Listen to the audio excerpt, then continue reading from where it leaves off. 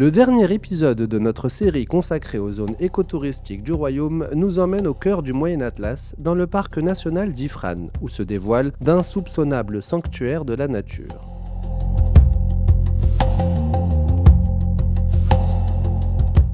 Ifrane, la perle du Moyen Atlas, offre d'emblée un paysage singulier au Maroc, avec ses toitures atypiques, ses rues ombragées et son célèbre lion sculpté. Mais son véritable charme réside dans l'harmonie qu'elle entretient avec la nature qui l'entoure, cette empreinte verte qui marque chaque recoin de la cité et de ses environs. Le lac Tifrane en est la première démonstration. Ce havre de paix, situé à seulement quelques pas du centre-ville, est un espace envoûtant, propice aux promenades paisibles. Un peu plus loin, laissez-vous tenter par l'immensité du parc Ain Vittel. Jouxtant la source d'eau pure, alimentée par la fonte des neiges de l'Atlas, c'est un immense jardin fait pour la flânerie. Promenades à pied, balades à cheval ou en calèche, Ain Vittel vous accueille dans ses 12 hectares à l'ombre des cèdres, des peupliers et des chênes.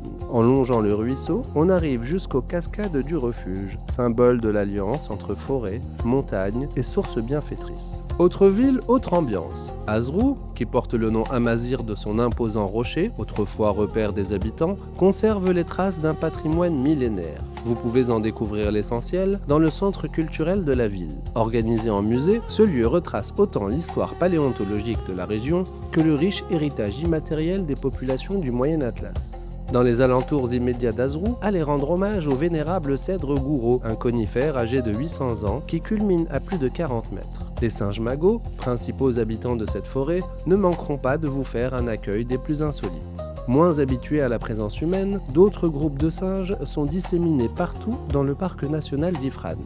Vous pouvez les croiser au cœur de la forêt ou à proximité des points d'eau, comme autour de Raslma, village connu pour sa station de pisciculture, référence dans l'élevage de truites, autre symbole de la région. Mais pour une immersion encore plus impressionnante dans la nature, arpentez les kilomètres de forêt de cèdres où les chemins de randonnée balisés sont visibles depuis la route vers Khnefra. Tapissés d'une luxuriante végétation, les bois sont la fabuleuse vitrine d'un écosystème aussi riche que préservé. Au bout du chemin, vous voilà gratifié d'un paysage fascinant avec le lac Dafn Norir, ceint de boisements de cèdres, de chênes et de genévriers.